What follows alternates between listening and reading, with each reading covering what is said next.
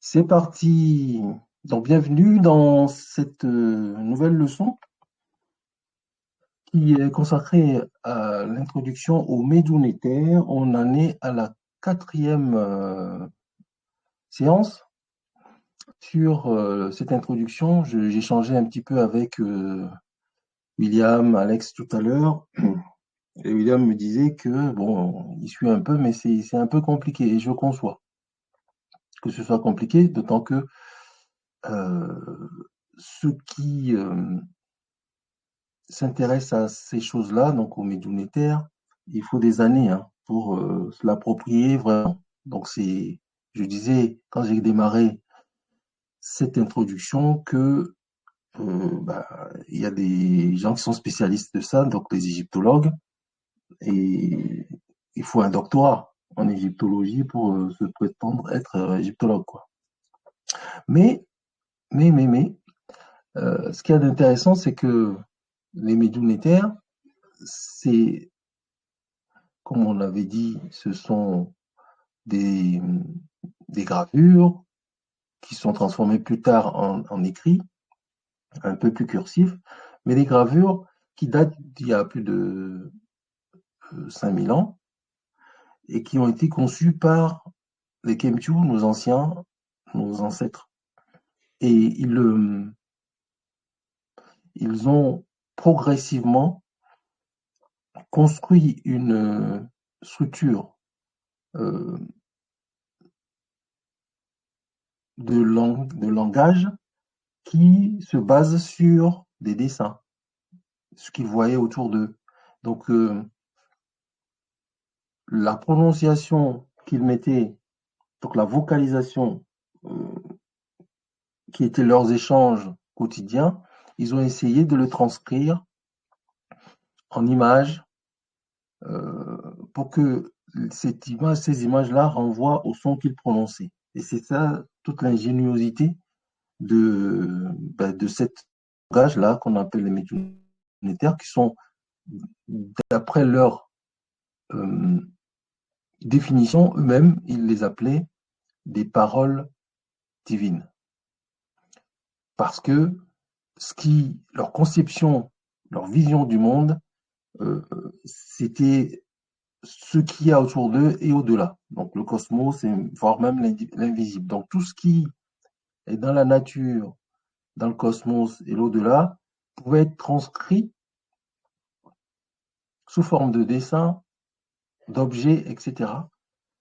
En partant des animaux, enfin, tous les objets qui les entourent, même les astres et tout. Et c'est ça qui a constitué en fait les, les, euh, les médiumnitaires. Donc on a vu, en déclinaison, on a vu, je vais retourner sur mon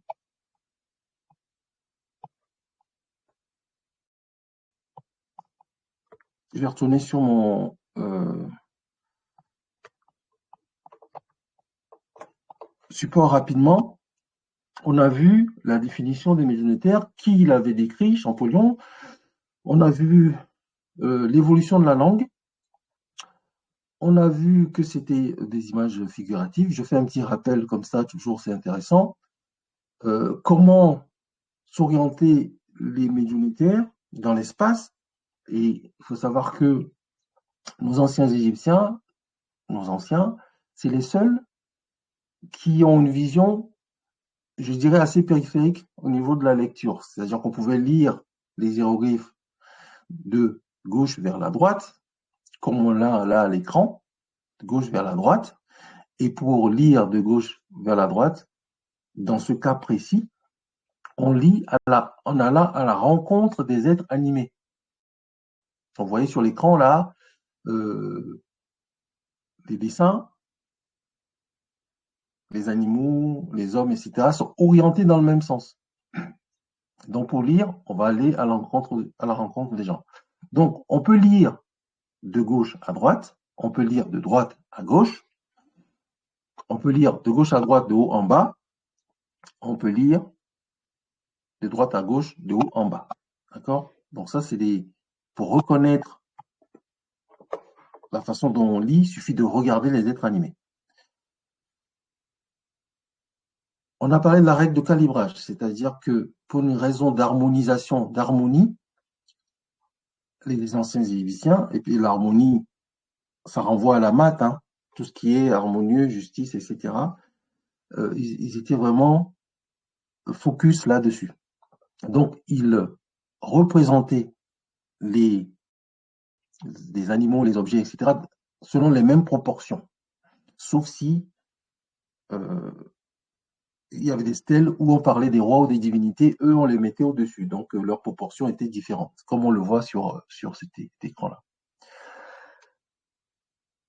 Et donc, l'ordonnancement des signes dans l'espace se fait selon des sortes de carrés virtuels qu'on appelle les quadras. Donc, c'est un rappel, tout ça. Je vous rappelle tout ça. C'est dans les anciens cours qu'on a vus. Donc, il faut aller revoir pour revoir dans les détails. Et donc, les règles de fonctionnement, on avait vu qu'il y a des signes qui, ce qu'on appelle des phonèmes, qui ne donnent que des sons. Voilà. Des signes qui ne donnent que des sons. D'autres signes qui permettent de donner, en plus du son, le sens. Et d'autres signes, troisième signe, qui ne permettent que de donner le sens, qui ne se prononcent pas, ce qu'on appelle les classificateurs. Pour quelques exemples, vous reviendrez là-dessus. De toute façon, on va avancer et on va attaquer ce qu'on va voir aujourd'hui. Donc, les phonogrammes, les logogrammes. Donc, les logogrammes, c'est les signes qui donnent et le son et le sens. D'accord? Comme on a un exemple ici, le signe du dollar aujourd'hui, quand on le voit, on sait que ça renvoie au dollar, quoi. Ça nous renvoie au dollar. L'euro, ça nous renvoie à l'euro. Le signe égal, tout le monde sait ce que c'est parce que c'est dans notre imaginaire collectif. Le signe plus, etc., etc. Et on voit ici, et on avait fait l'exercice avec Todd d'ailleurs, qu'en regardant I, cœur, Kemet, ça veut dire I love Kemet. On n'a pas besoin de le spécifier puisque tout le monde sait que le cœur représente l'amour, etc. Donc, les logogrammes permettent de donner un son et un sens aux choses. Et les classificateurs permettent de préciser le contexte dans lequel on veut que la phrase ou le mot soit traduit, et ce qu'on appelle aussi un déterminatif ou un sémantogramme. Donc voilà, il y a les phonogrammes unilitaires, une seule consonne, les bilitaires, deux consonnes, les trilitaires, trois consonnes. Là, je vais vite, hein. Je fais exprès d'aller vite. Et il y a même les quadrilatères, qui sont quatre consonnes. Par exemple, le prisonnier attaché, on en avait débattu avec Charis, hein, qui se lit Kefti. D'ailleurs, pourquoi ça se lit Kefti? C'est ce qu'on va voir aujourd'hui. Parce que les termes qui sont là, c'est ce qu'on appelle la translittération. D'accord?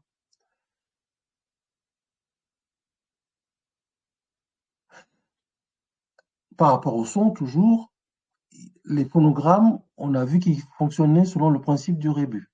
Hein, donc des mots ou des images agencées qui permettent de donner une explication.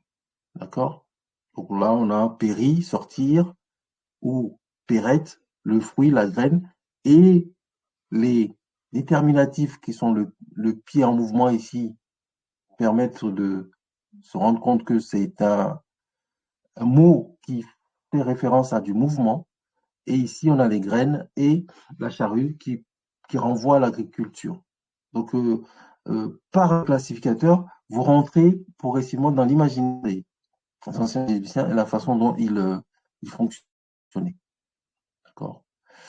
Il y a d'autres possibilités, hein, on va y revenir là, par rapport à la translittération. Euh, il y a au niveau des logogrammes également des signes qui représentent à eux tout seuls des mots.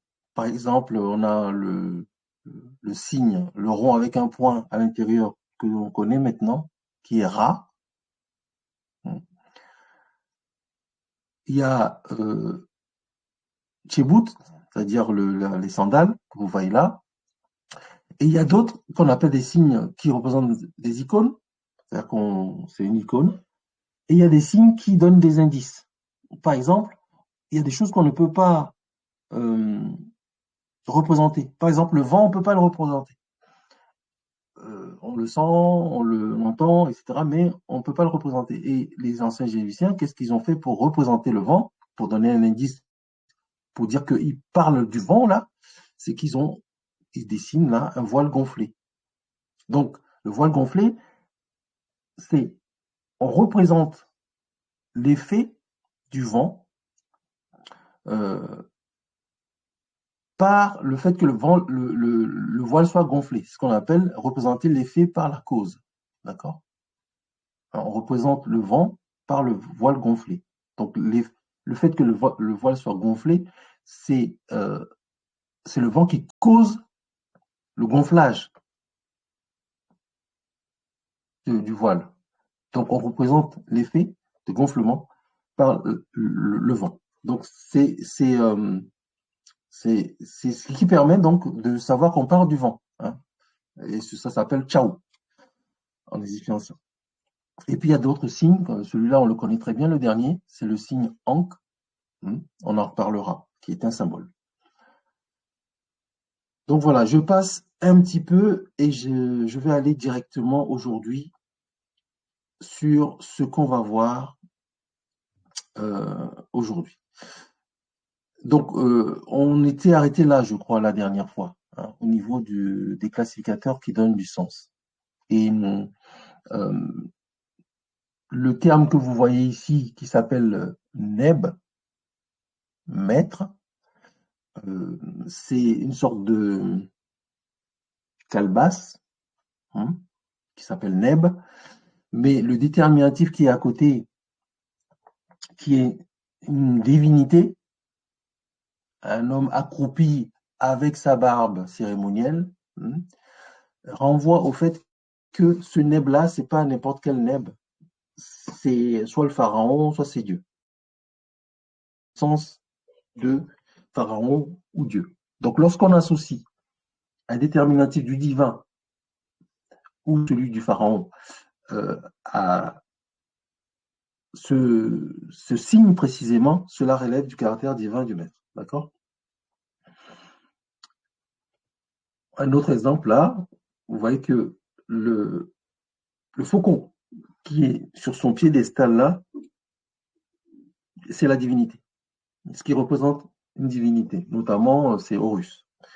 Et quand on associe la corbeille et ce signe-là, ce déterminatif-là, on sait tout de suite qu'on parle du maître.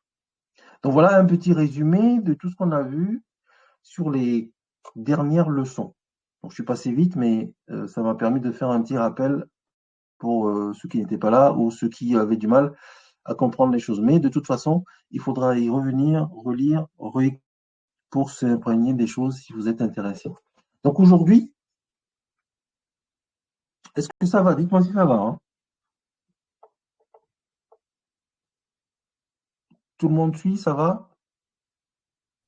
Oui, oui, on suit. Oui, aussi. Ok. Bon, donc, on continue. Aujourd'hui, on va voir la translittération. Alors, qu'est-ce que la translittération? Qu'est-ce qui peut me dire ce qu'est la translittération? Ou en tout cas, ce qu'il comprend de la translittération.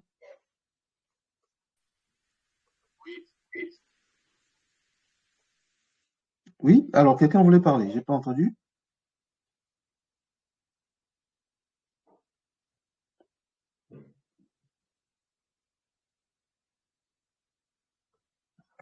Personne ne prend la parole? Essayez de traduire avec vos Si, mots. moi je veux bien. Vas-y, Tot. Moi je C'est veux Tot, bien. hein? Vas-y, Tot. Translittération. Qu'est-ce que ça te. Oui, Vas-y. bah, c'est le fait de mettre des voyelles entre les consonnes pour pouvoir lire le mot, je pense. Ah, c'est le fait de mettre des voyelles entre les consonnes pour pouvoir les lire. C'est ça? C'est ça que tu as dit? Oui, oui, Ah, bon. oui. Donc, ça, c'est une conséquence, hein, oui, tout à fait, mais plus si on veut donner une définition classique de la translittération, il suffit de décomposer le mot. Dans translittération, quel est le mot quelle est la racine du mot translittération? Quelle est la racine du mot Bah, translittérer?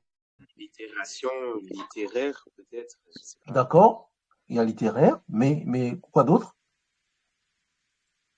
Bah, lettre, Le trans, ça vous renvoie à quoi?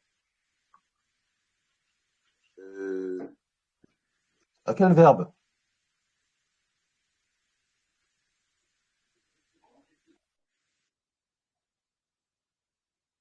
Le trans, ça renvoie à transcrire.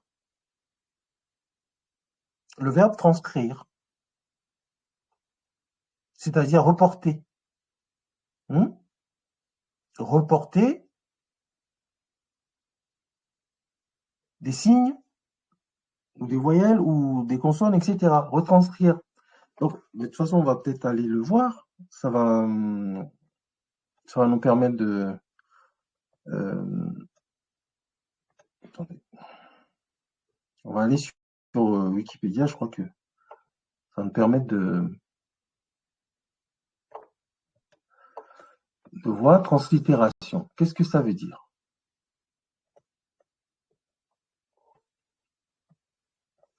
Voilà. Vous voyez mon écran, translittération? Si vous allez sur Wikipédia, translittération, ça nous dit quoi? Donc, la translittération, c'est un processus. C'est un processus qui permet de transcrire un texte écrit en hiéroglyphe, ou en hiératique ou en démotique, hein, voilà, en utilisant des symboles alphabétiques, de telle sorte que on puisse le lire. Parce qu'en fait, ce qui se passe, c'est que les hiéroglyphes leur lecture était incompréhensible jusqu'à la découverte de Champollion, là. On voyait des signes, on voyait des formes, etc. On savait que ça voulait dire quelque chose, mais on ne comprenait pas. Donc, pour pouvoir le comprendre, on, les, les histologues ont mis en place des conventions qui permettent de pouvoir recopier les signes qu'ils voyaient en leur associant des lettres et en mettant en place des règles pour pouvoir les vocaliser. Donc, ça permet de lire et de comprendre. Est-ce que ça va? Donc, pour ce faire, eh ben, il a fallu codifier tout ça. Et la codification, donc je vais vous montrer un peu comment on a codifié ça. Je vous avais déjà partagé ça d'ailleurs au niveau des phonogrammes, mais on va passer donc des signes aux lettres alphabétiques que nous on connaît aujourd'hui. Donc sans rentrer dans tous ces blabla-là, on va aller directement au niveau du tableau. Ici, par exemple, le pied se prononce B, d'accord? Et on va aller directement au niveau du tableau. Voilà, pour vous montrer la table de translittération conventionnelle. Donc, vous voyez le tableau? Vous voyez bien? oui. Bon, donc, alors, c'est des choses qu'il faut avoir à côté ou connaître lorsque l'on prend des textes égyptiens ou des stèles ou des écritures hiéroglyphiques. Lorsqu'on prend la médounétaire, il faut connaître les signes. D'accord? Par exemple, le vautour percoptère, c'est ce qu'on appelle Aleph et c'est la lettre A. Donc, vous voyez bien là, c'est la lettre A.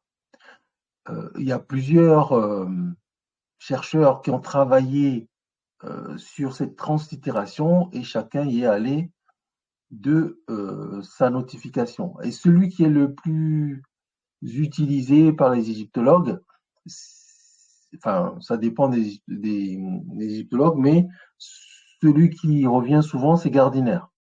Gardiner a fait un gros dictionnaire sur tous les hiéroglyphes possibles et imaginables.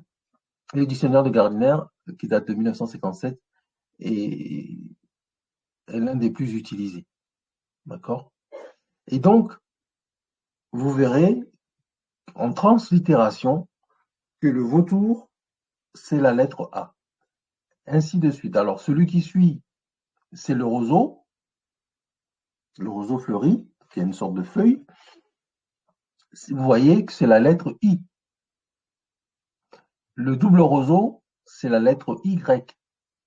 La main tournée vers le haut, la paume vers le haut, le bras plutôt, la main tournée vers le haut, c'est un petit signe, une sorte de coche comme ça, qu'on appelle Aïn, qui est un A accent circonflexe, qui est un A. Le poussin de caille, le petit poussin, c'est Waouh ou bien Ou. Le pied, c'est la lettre B. La natte, ou bien certains disent c'est un tabouret, c'est la lettre P. La vipère à cornes, c'est la lettre F. La chouette, c'est la lettre M. Le filet d'eau, c'est la lettre N. La bouche ouverte, R. L'abri, c'est H. Là, on va rentrer dans les H. Donc, il y a différentes sortes de H. Donc, l'abri, c'est un H simple, vous voyez. La corde tressée, c'est un H pointé. Donc, on va plutôt aller vers les sons comme en vocalisation. Le crible, il y en a qui disent que c'est le placenta. Voilà. Bon, en tout cas, c'est une sorte de rond avec des traits. C'est le H arrondi. Vous voyez, c'est un H avec un arrondi en dessous.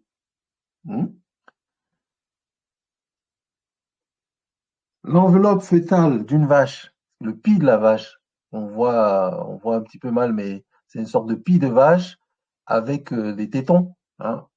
C'est le H avec un trait. Et là, on va aller dans les sons un peu plus sifflants, les sons sifflants ou chointants. Donc, c'est d'abord le verrou, c'est la lettre S. Non, j'ai mal écrit, j'ai mal vu. La lettre S ou Z, ouais, c'est la lettre S ou Z. Donc, le verrou O34, là, c'est la lettre S ou Z en certaines translittérations. Il y a le S, qui est l'étoffe repliée. Après, il y a le plan, sorte de plan, là, on dit c'est un plan d'eau. C'est le che, ou ouais, ça fait le che. C'est le S avec la petite incursion sur la tête, là, c'est un che. Après, on a les sons un peu plus gutturaux qui viennent de la gorge. On a la colline qui est K, un K pointé. On dit aussi coff, un K. La corbeille à anse, c'est le K tout court. Il y a une sorte de support à jarre, là, c'est pour recueillir la bière. C'est le son G. Et puis, il y a les dernières qui sont un peu plus des sons qui se prononcent à travers les dents, hein, ce qu'on appelle les dentales.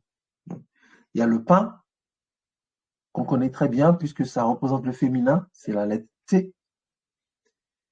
Il y a la corde qui entrave les bovidés, corde qui permet d'entraver les bovidés et de les tirer. C'est la Le T avec un petit tiret, c'est le tch, tch. La main, c'est le D. Et le cobra, c'est le dje. Le dje. Comme djéouti, quand on dit djéouti. Hein, dje. Donc voilà la table. C'est comme une table alphabétique. Hein. Pardon. Il faut juste s'y référer lorsqu'on fait des translittérations. Donc quand on voit des gravures, enfin lorsqu'on voit des hiéroglyphes, ben, il faut se reporter à cette table-là pour translittérer les images que l'on voit en notre alphabet d'aujourd'hui pour qu'on puisse les vocaliser. Donc la translittération sert à ça en fait. Hein. La translittération sert à reproduire, à transcrire des signes en consonnes ou voyelles de façon à pouvoir et les prononcer et les comprendre. Voilà, c'est à ça que ça sert. Bon, est-ce que ça va? Est-ce que vous avez compris? Alors, dites-moi si vous avez compris, comme ça on évolue. S'il y a des questions à ce stade, posez-moi les questions pour qu'on puisse les aborder rapidement.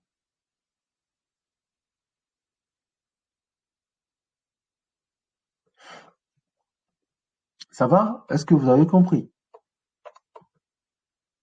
Oui. C'est bon pour vous. Donc vous connaissez la table maintenant. Hein, et dans cette table-là, on retrouve, comme on avait vu, des phonèmes qui sont des... Il y a beaucoup d'unilitaires là-dedans. D'accord? Il y a beaucoup d'unilitaires là-dedans. Des consonnes à son unique. Donc maintenant, on va essayer d'aller voir quelques exemples de translittération. On va retourner à notre texte, à mon support plutôt. Donc ici, vous avez la translittération d'un signe qu'on connaît très bien, qui est lequel signe là? Quel est le signe que vous voyez ici?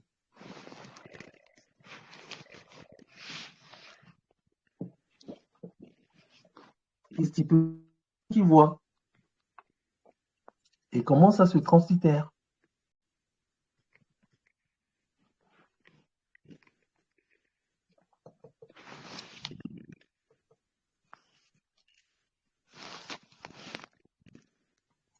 Allez-y, participez. Donc, qu'est-ce que vous voyez?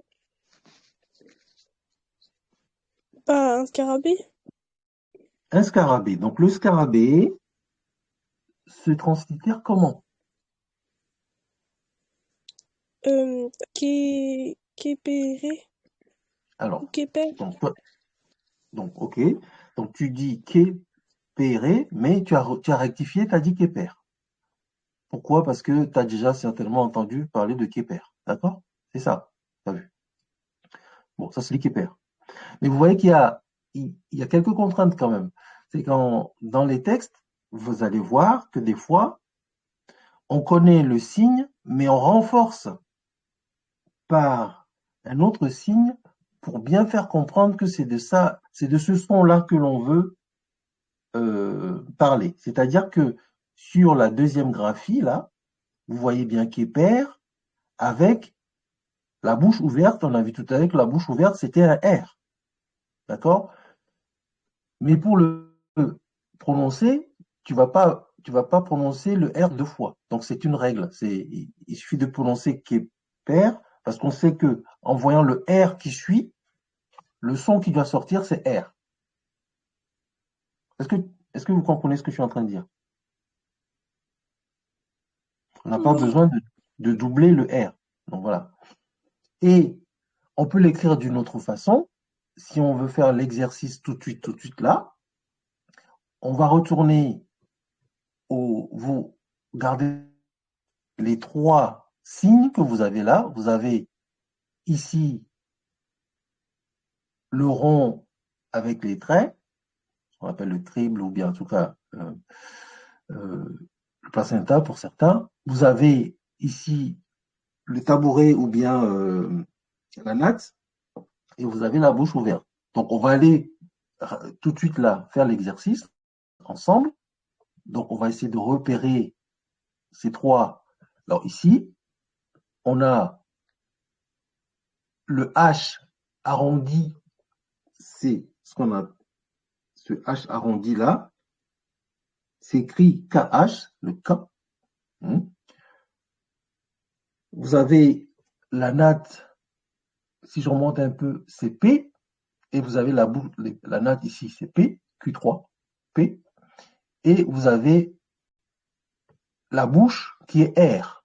Donc, pour lire le scarabée, si on le translitère, on va aller, normalement, en codification, ça va être A1, Q3 et D21. Donc, il y a certains qui vont l'écrire comme ça. Mais pour les connaisseurs, ils vont tout de suite savoir que le A11 se rapporte à le H arrondi qui va donner le KH en écriture. Le KH, le P et le R. Donc, si on revient à notre graphie, donc on a KH, P et R, ça se lit Keper.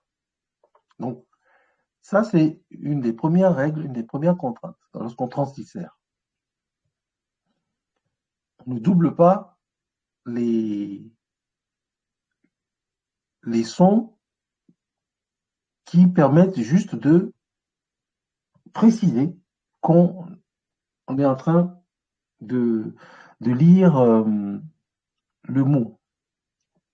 Donc, il y a une deuxième contrainte, vous le voyez ici. Si on translitère ce qu'on est en train de voir ici, on a, je passe rapidement, mais il faut aller voir la table pour faire l'exercice. Vous voyez que le mur d'enceinte là, c'est un H. Le vautour percoptère, c'est A. Le pied, c'est B. D'accord? Donc, on va lire ab, ab, ab, qui veut dire, ça c'est comment on appelle ça? C'est du vocabulaire, il faut le connaître. C'est le verbe envoyer s'écrit comme ça, en égyptien ancien, ab. Et vous voyez ici que le pied en mouvement ne se translitère pas. Pourquoi? Qu'est-ce qui peut me dire pourquoi ça ne se translitère pas?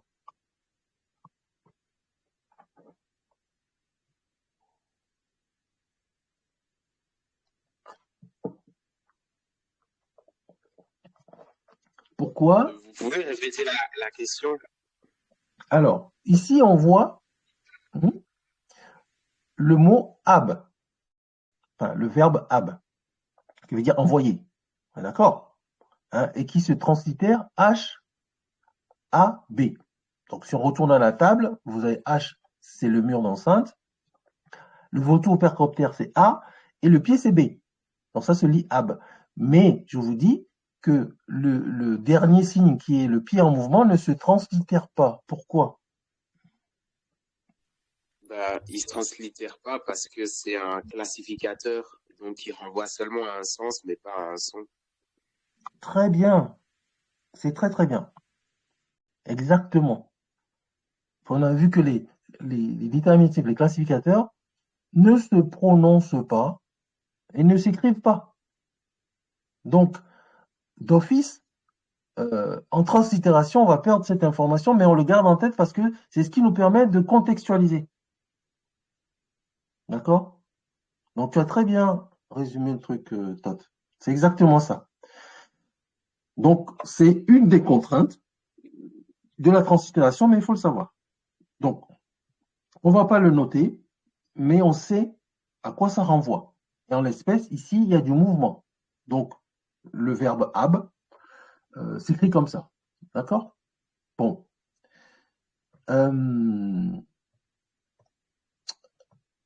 Ici, donc on en vient à ce que tu disais, Tot, au départ, et ce que Charles a dit tout à l'heure. Pour mieux vocaliser, on met des E muets. Enfin, on met des E, en fait, pour vocaliser. Mais en translittération, en translittération, on ne met pas ces voyelles-là. En fait, ils sont muets pour nous. C'est pour pouvoir mieux vocaliser. Par exemple, ici, on a un verbe. Qu'est-ce qui veut me décrire ce verbe-là?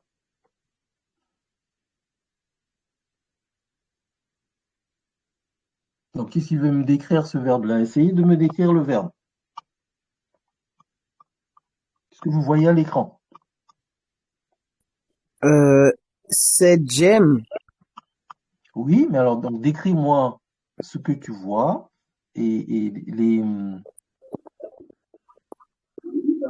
Bah, c'est un hibou avec une oreille et le dernier truc, je sais pas ce que c'est. Alors, c'est le dernier truc, c'est un papyrus, un papyrus attaché. Dis- C'est un papyrus attaché, hein, le dernier signe. Donc, tu vois, tu as vu une oreille, tu as vu un hibou. Hein. Donc, en translittération, l'oreille, c'est un mot qui s'écrit Sejem. D'accord? Mais là, on renforce le son M par le hibou, qui est un M. Donc, dans le tableau, on a vu tout à l'heure, si on retourne au tableau, le hibou, là, le hibou, G17, là, c'est un M. Donc, vous voyez, c'est un M. Donc, le mot sejem, qui veut dire entendre, renvoie à l'oreille, parce que c'est avec l'oreille qu'on entend, de toute façon. Et il y a le papyrus pour montrer que c'est un terme abstrait. Entendre, c'est pas quelque chose que on peut voir, en fait. Tu vois, c'est abstrait. Donc c'est pour ça que le classificateur, souvent quand quelque chose est abstrait, on utilise ce classificateur-là, qui est le papyrus attaché, lié, pour signifier que c'est abstrait. Donc, le terme sejem va se vocaliser sejem, mais en le translittérant, on va pas mettre des E muets. C'est qu'on va pas mettre S-E, D-J-E-M. On le lit comme, on le translittère comme ça, mais on va le vocaliser sejem. Et le M n'est là que pour renforcer le fait que le mot sejem renvoie au son M à la fin. Un peu comme tout à l'heure, quand on a lu Keper, on a rajouté le R pour dire que c'est le son R qui doit finir le mot. D'accord? Donc vous rentrez là petit à petit dans les subtilités de la langue. Hein. Bon, je sais que c'est pas évident, mais c'est juste pour vous donner quelques notions. Donc sejem, on va le translittérer sans mettre les E muets. Hein. Les voyelles ne sont pas translittérées. D'accord?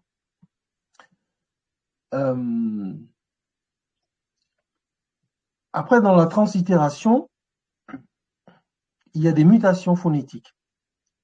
Il y a des mutations phonétiques. Ça, c'est juste pour vous donner un exemple. Le dje. Le dje peut devenir T, D ou peut devenir T dans les langues. Et par exemple, en copte, on ne va pas lire sejem, mais eux vont dire sotem, ou bien setem, ou bien sotem. Alors sotem avec un O au chapeau, setem, ou bien sotem sans le O au chapeau. Mais vous voyez là que le E muet, qui est placé entre les consonnes, en parenthèse, mais ne va pas se dire. Donc, c'est pour vous introduire le fait que certaines lettres peuvent se changer aussi au niveau des langues, quand les langues évoluent. Moi, je n'en dis pas plus, mais si jamais on va plus loin et qu'on aborde d'autres sujets, il faut l'avoir en tête. D'accord?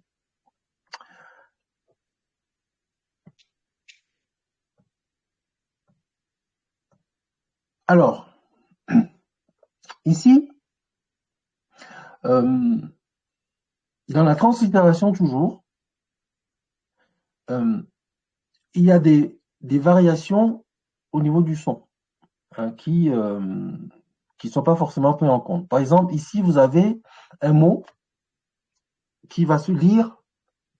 Alors, qu'est-ce qu'il va essayer de me le lire? Déjà, vous voyez, qu'est-ce que vous voyez à l'écran et qu'est-ce que vous pouvez me lire sur ce mot?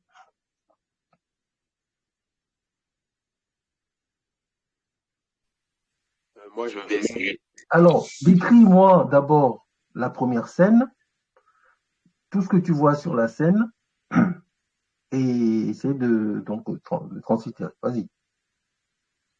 Il y a le hibou là. Alors, la première scène, laquelle tu prends, c'est la scène de gauche ou celle de droite? Celle de gauche, de gauche. Celle de gauche. Ok. Bon, donc, tu vois quoi? Oui. La première image, c'est quoi?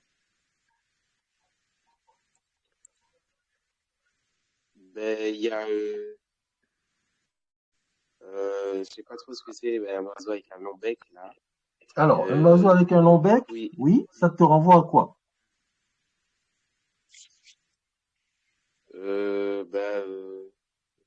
J'ai oublié comment ça s'appelle, l'oiseau qui représente Djibouti. Exactement. D'accord, c'est bien. Ok. Donc, c'est un héron. Ah, ok, un héron. Après, il y a le hibou. Ok. Et puis, il y a le demi-pain là, le thé. Le demi-pain, oui. Et puis, le papyrus attaché. Voilà. Donc, tu as 4 signes. Alors, le héron, c'est GM. Donc, GM. Donc, qui est renforcé, le son j'aime, est renforcé par le hibou, qui est M, et le T permet de dire que c'est un terme féminin. D'accord? Donc, ça se lit Gémi. Gémi ou Gémi. D'accord? Gémi ou Gémi. Donc, c'est le mot, en tout cas, il faut le connaître, c'est du vocabulaire. Ça signifie trouver. Donc, c'est un mot abstrait. Donc, ça signifie trouver. Donc, l'infinitif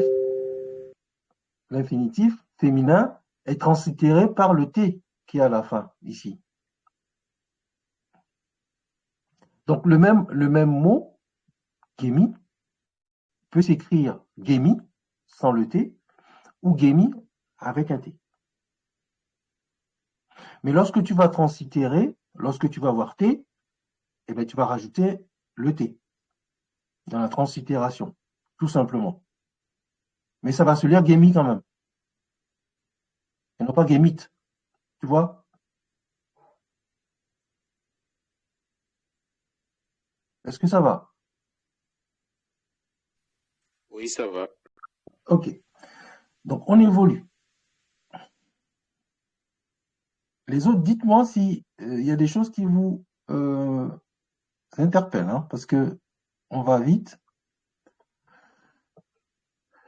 Donc, après, ça, c'était la translittération. Donc, on a vu la translittération, donc la façon dont on retranscrit les signes. Là, on va aller un petit peu vers la prononciation. Dans la prononciation, on distingue deux choses. D'abord, il y a les phonèmes que l'on connaît maintenant. Par exemple, on l'a vu, Aleph, c'est A, Yod, c'est quoi? C'est quoi le Yod? Je fais une petite révision tout de suite là. C'est quoi le Yod? Je fais travailler C'est votre I, mémoire. je pense. C'est I, tout à fait, c'est le roseau fleuri. Le double I, c'est le double roseau fleuri. On est d'accord? Je vous fais une petite révision en même temps, hein. Le Aïn, c'est quoi?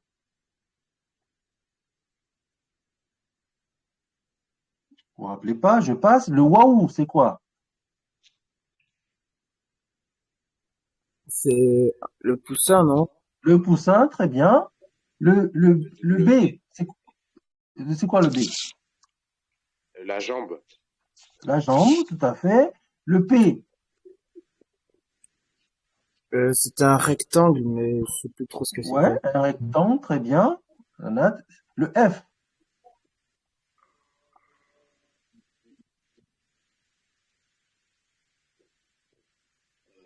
allez, vous êtes plusieurs là. Vous devez.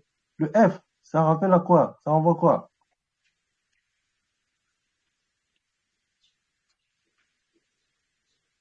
Vous vous rappelez pas? Le M, Le hibou, le hibou, très bien.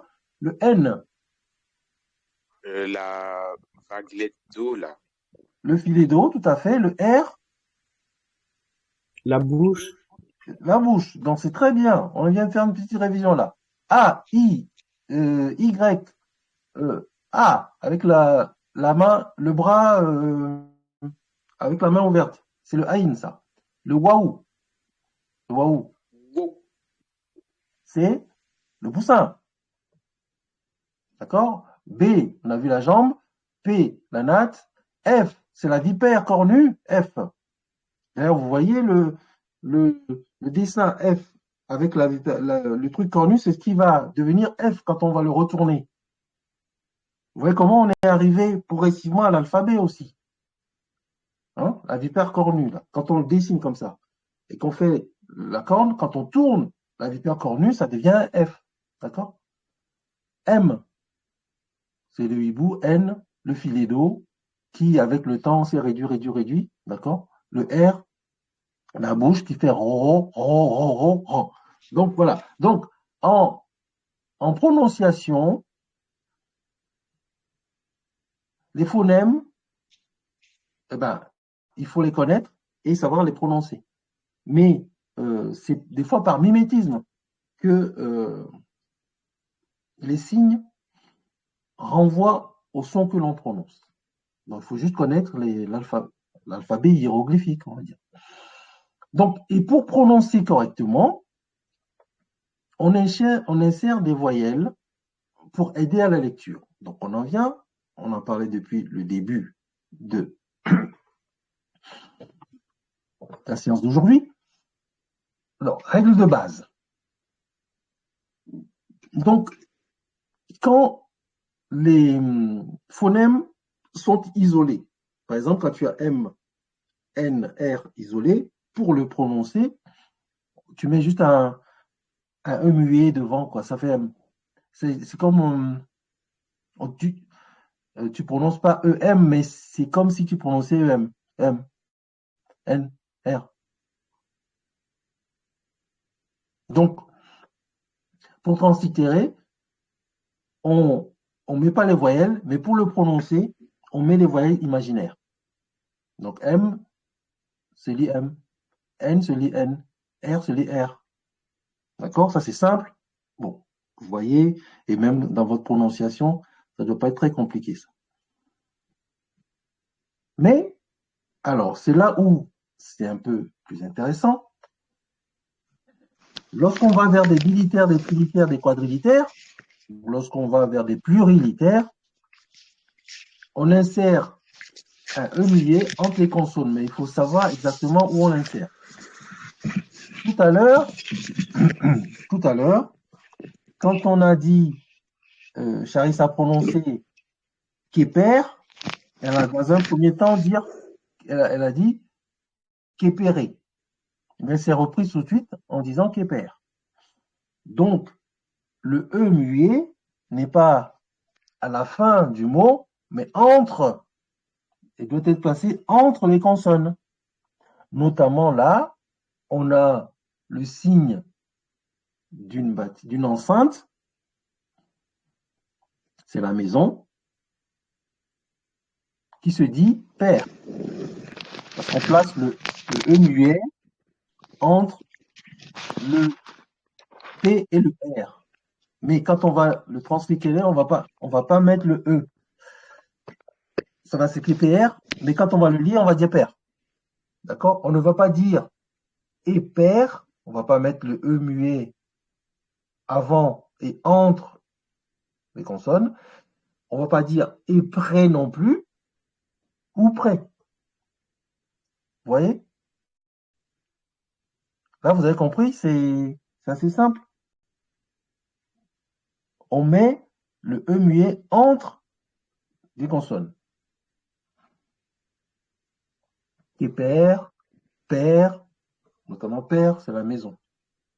Donc, on ne dit pas péré ou épère ou épré. Donc, en prononciation, c'est des conventions. Hein. C'est des conventions qu'il faut connaître. D'accord? Je descends toujours dans la prononciation. Lorsque on a des voyelles, comme le aïn ou le i ou le y, etc. On ne met pas de e muet. On ne dit pas, par exemple, aeb ou aeb. On va dire ab. D'accord? Et ce mot-là, qu'est-ce qu'il veut me rappeler là, on fait un peu de vocabulaire. Ça veut dire quoi, ça? Envoyer. Très bien. Très bien. Envoyer. Bon, donc tu connais un vocabulaire, là, déjà. Quand tu vois ça, ça veut dire envoyer. Parce qu'il y a la jambe qui est en mouvement, comme si, voilà, je t'envoyais quelque part, avec ton pied. D'accord?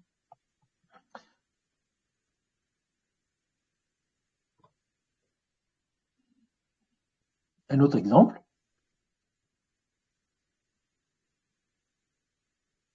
Qu'est-ce qui veut me lire ce terme-là, que on est en train de voir? En me décomposant le mot.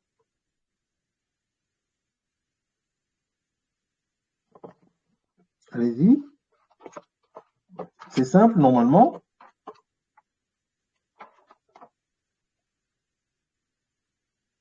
Vous pouvez répéter la question, j'ai pas entendu. Alors, qu'est-ce qui veut me lire le terme en le décomposant, en expliquant le terme? Tout simplement.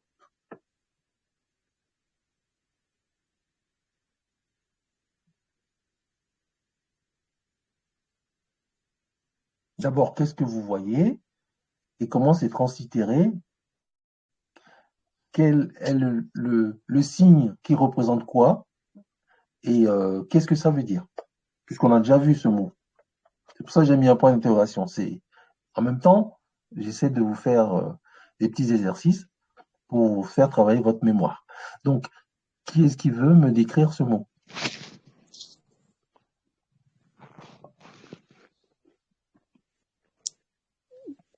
Bah, je veux bien sinon. Ben, essaye. Il y a un rectangle pas fini, Et donc, c'est une enceinte, avec une c'est bouche ouverte. avec une bouche ouverte, tout à fait. Il y a deux plumes D'accord. et des jambes. Enfin, non. Enfin, si, des jambes ou des pieds. Les jambes en mouvement. OK. Donc, si on essaie de translittérer ça, ça va donner quoi?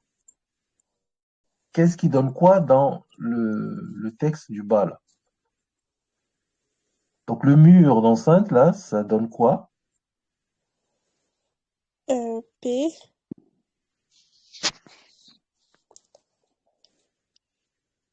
Alors, le P, dans notre table, c'est quoi? C'est le P dans notre table. C'était quoi le P?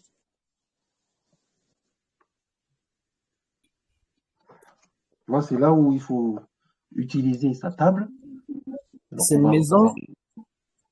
Oui, c'est une maison. Donc, attends, il ne faut pas confondre. Ici, on voit une maison. On est d'accord. Mais la maison, c'est pas le P.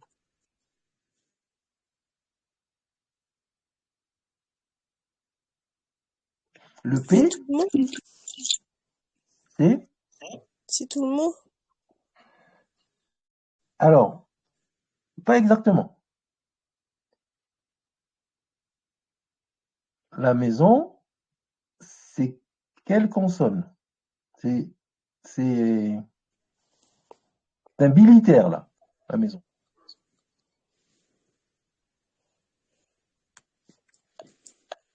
Bah, péri, enfin, péré. Alors, c'est tout le mot. Péri, c'est tout le mot. Mais la maison, si tu veux translittérer, c'est d'abord quelle lettre? Quelles sont les lettres qui représentent la maison? PRJ. Ah non. PRJ, c'est tout le mot. PRJ, c'est tout le mot. La maison, je remonte un tout petit peu. Voilà. La maison, c'est PR.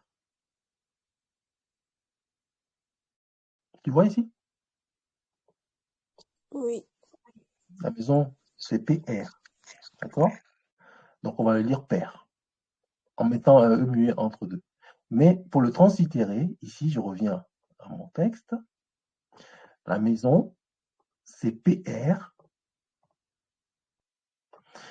Ici, on met juste le R pour signifier que eh ben, ça va se lire père. On ne double pas le R. C'est des règles phonétiques. Et le double roseau, c'est le I qui se translittère J. Donc, on va lire en mettant des voyelles entre péri pour pouvoir le prononcer. Péri.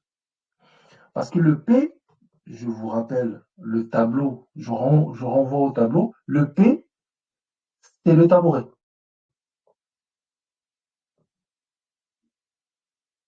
Le P, c'est le tabouret. Et donc, ici, c'est pas un P. Au niveau de la maison, là, c'est pas un P, c'est PR. Vous voyez la nuance? T'as compris la différence, Charis? Oui, c'est bon. S'il y avait un tabouret tout seul, on aurait mis P. Mais là, comme c'est une maison, c'est PR. C'est un militaire, PR. On ne translitère pas le R parce que c'est pas la peine, parce que c'est pour renforcer le son. Et on va translittérer le double iode, donc les deux roseaux fleuris, en I ou en J. Donc ça fait en translittérant et en prononçant maintenant, en translittérant, on fait PRJ, mais en vocalisant, pour prononcer, on va mettre un E muet, ça va faire péri. Et on ne va pas dire, comme tout à l'heure, on ne va pas dire périer ou péri. On ne met pas des E n'importe où.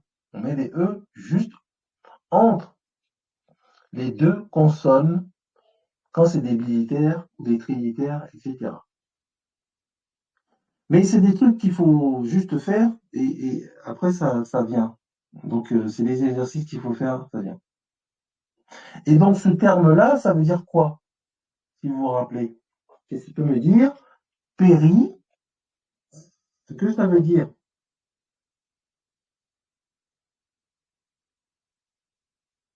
Ça pourrait vouloir dire quoi d'ailleurs? Je pense que ça veut dire sortir.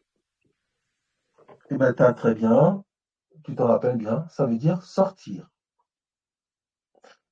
Toujours avec la jambe en mouvement, qui contextualise le fait que c'est un mot ou un verbe qui renvoie au mouvement. Donc sortir. On a vu ab. Donc vous avez deux vocabulaires là. Ab, qui veut dire envoyer. Et là, vous avez péri, qui veut dire sortir. Donc là, on est dans la prononciation des mots. Et pour mieux prononcer, donc on répète, donc c'est une règle que vous connaissez, mais il faut encore bien le comprendre. Je reprends sur la prononciation. Lorsque on prononce les mots, quand c'est des phonèmes seuls, quand c'est des consonnes seules, le E muet est à peine perceptible, mais c'est avant la consonne. M, N, R. Bon, on a l'habitude. Le M, ça va se dire M. Bon, on ne sent pas le E. C'est logique. C'est comme ça. Quand c'est des bilitaires ou des trilitères ou des quadrilitères. Je donne l'exemple là simple du mot maison qui se translitère PR. On va mettre le E muet entre les consonnes. On va dire père. Et non pas épère ou épré ou pré. Non, c'est père. D'accord?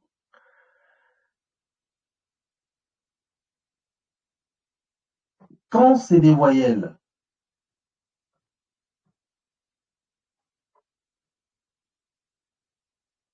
on ne met pas de E muet entre des voyelles. Le mot là qui veut dire envoyer ab, on va juste dire ab. On va pas dire aeb ou bien eaeb. Quand il y a des voyelles, on ne met pas de E muet. D'accord? Il faudra bien reprendre ça parce qu'on va s'en servir pour faire des exercices après. Et une règle de base, donc on disait entre des voyelles, on ne met pas de E muet. Ici, par exemple, on va mettre une voyelle entre des consonnes, mais on ne va pas le mettre entre des voyelles. Donc, on va juste dire péri. Ou pas, on ne va pas dire périer, on va dire péri. Et en l'occurrence, ce mot veut dire envoyer. Il faut le connaître, c'est un vocabulaire. C'est du vocabulaire, ça. Péri. Donc, on va finir là par dans la prononciation toujours. On a vu que le I, donc le iode, et le double iode, donc le Y, se prononcent normalement I. Donc il n'y a pas de différence entre le I et le Y dans la translittération. Par exemple, le terme que vous voyez à l'écran là, IM, ça veut dire dedans. Ça veut dire im.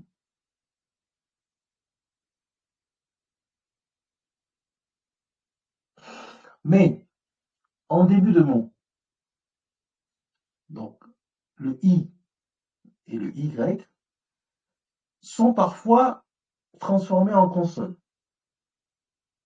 S'ils sont suivis de A, donc de la lettre, ou bien de l'AIN, c'est-à-dire de l'Y, ou du A, du bras, comment dirais-je, ouvert. L'AIN. Donc, on va prononcer quelque chose qui ressemble un peu comme à, à du Y, on va dire, le terme que vous voyez ici, qui est le roseau, le haïn, donc la main, le bras avec la main ouverte, le pied, ça veut dire réunir. Donc on va le lire yab. On sent à peine le i, mais on va le lire yab. Et le pot, en fait, le pot, c'est ce pot-là qui veut dire réunir. Ça ne se translitère pas. C'est un sémantogramme.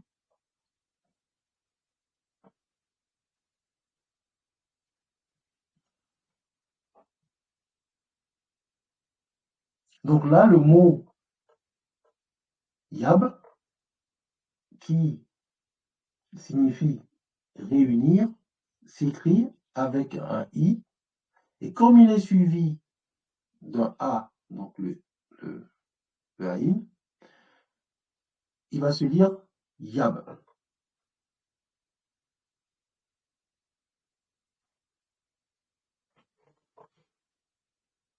Un autre exemple, je descends.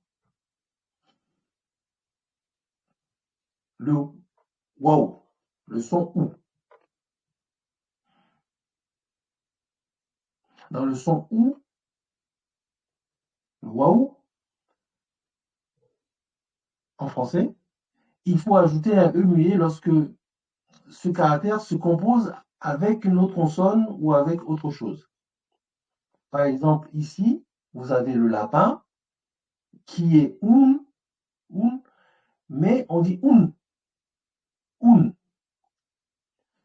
Il y a un mot que vous connaissez avec un d'ailleurs, je crois.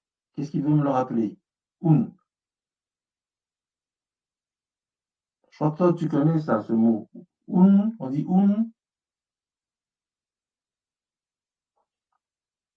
unnefer. Tu connais ça, ce mot?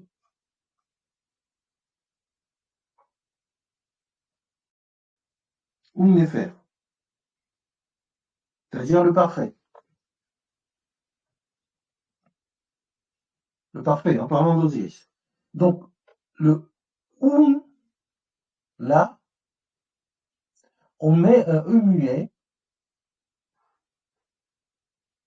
lorsque, en fait, on le compose avec une autre lettre, un autre phonème.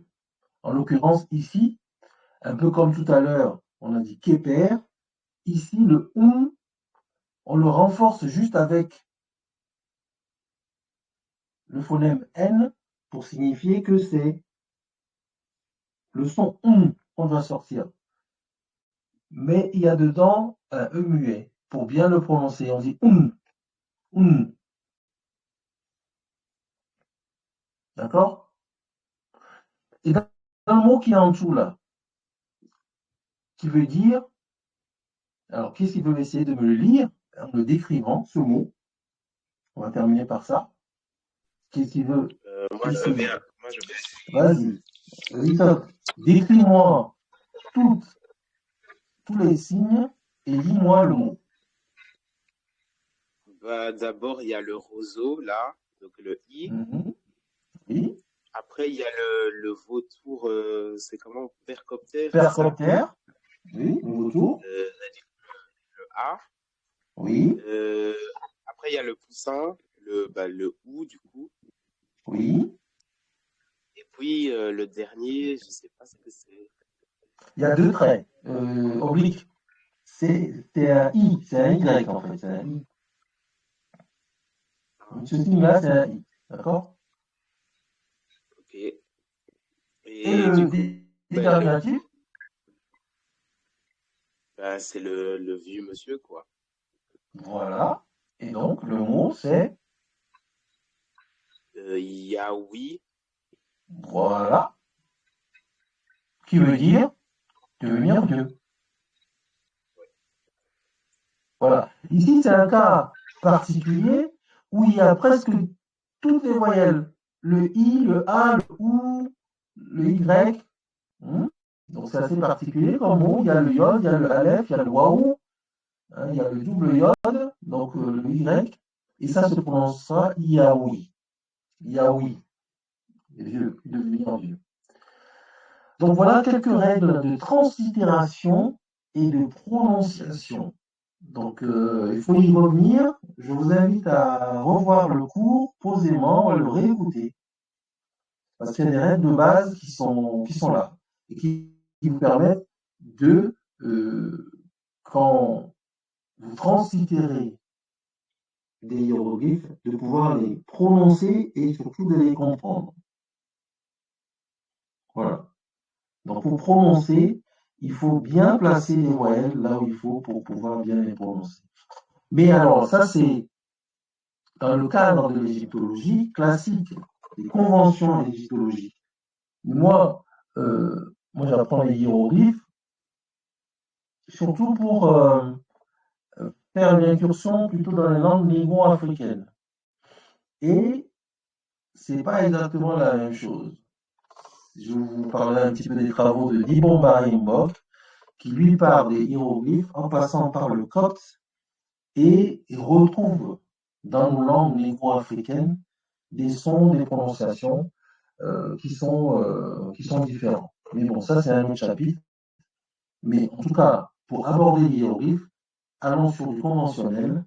Donc, ces travaux-là datent de 1800 et ont évolué dans le temps. C'est ce qui a permis aux égyptologues de décrypter la langue égyptienne et de comprendre les écrits. Donc là, il faut juste les connaître, c'est des règles qu'il faut connaître. Donc voilà. C'est fini pour aujourd'hui.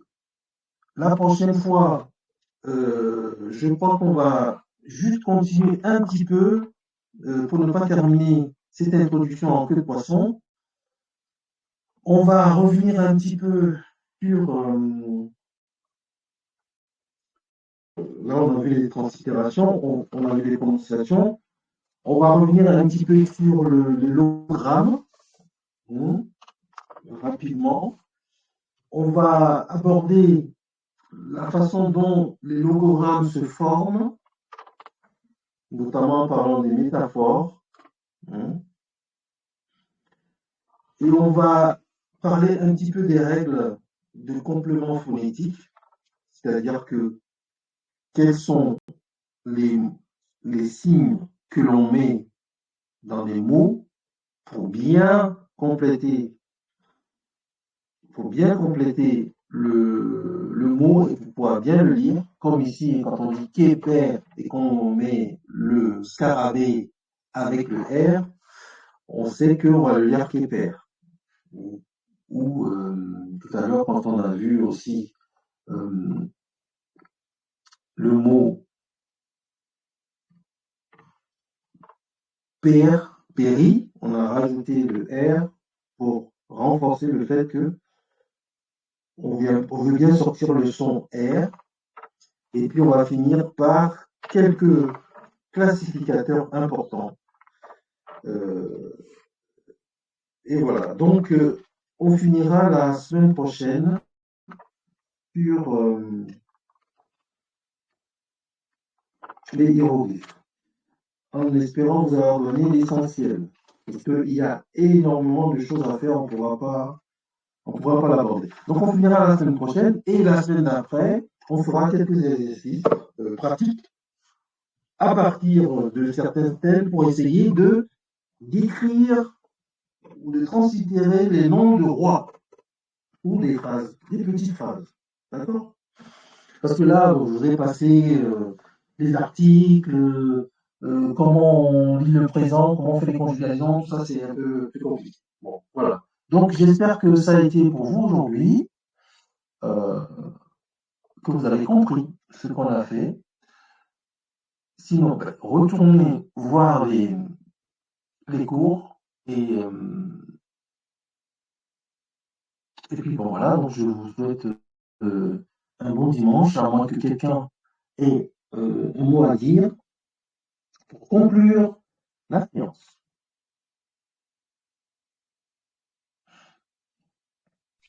Moi, j'ai quelque chose à dire. Dis-moi, Tass. Est-ce qu'il serait possible que vous envoyiez le canevas sur le groupe Telegram? Alors oui, alors je vais l'envoyer pour aujourd'hui, mais comme le support n'est pas fini, je vais continuer à le faire, mais je vais envoyer celui d'aujourd'hui, d'accord? Comme ça vous permettra de le voir plus posément, d'accord? Ok. Oui.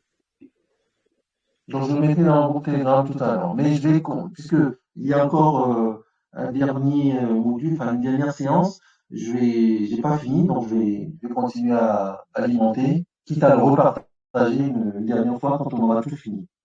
D'accord. Donc ça vous permettra de réviser depuis le début d'ailleurs. D'accord?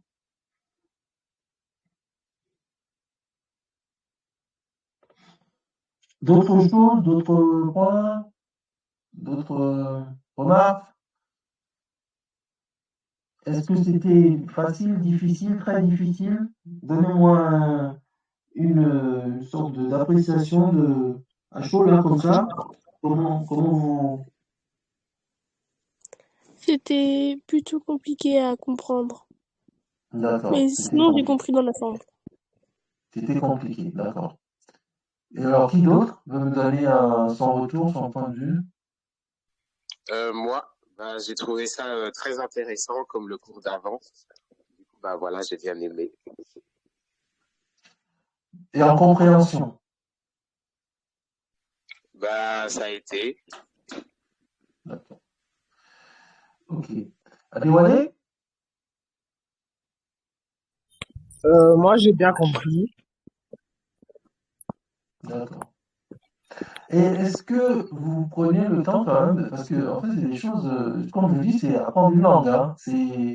Parce que il faut quand même faire un petit effort de rentrer dedans, hein, et puis de voir les tables, d'essayer de comprendre des mots et tout ça. Parce que si vous dormez dessus et vous revenez la semaine d'après, c'est plus compliqué. Vous comprenez?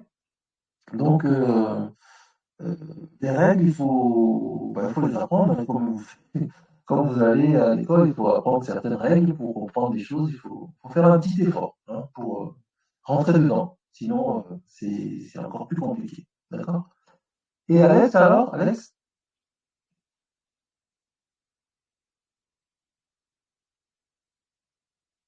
Ben, moi, j'ai trouvé que c'était, au début, c'était un peu compliqué, mais à la fin, j'ai fini par comprendre. D'accord. Bon, en tout cas, je vous invite à au moins translittérer. Prenez une feuille, un papier, essayez les deux, trois vocabulaires qu'on a vus là, essayez de les translittérer. Et puis, il y a sur la toile énormément de stèles. Vous prenez la table, vous regardez, vous essayez de voir ce que vous pouvez translittérer. Et c'est comme ça qu'on commence à rentrer dans les choses. D'accord? Bon. Mais bon, en tout cas, je vous remercie. Je vous souhaite un bon dimanche, une bonne reprise pour ceux qui vont reprendre les cours. Ceux qui sont en vacances, ben, profitez bien. Et puis on se voit dimanche prochain pour continuer l'introduction sur les médounétaires, sachant que ben, on va aller vers la fin. Encore des choses très spécifiques. Et on fera quelques exercices concrets qui vous permettent de lire quelques noms de rois, quelques stèles sur, dans 15 jours. Et on aura fini avec l'introduction au Méditerranée. Donc vraiment une grosse introduction, hein. D'accord? Eh ben, je vais couper. Bon dimanche à tous. Bon dimanche. Mia, Mia Dogo. Bon dimanche. Bon dimanche, au revoir. Au revoir.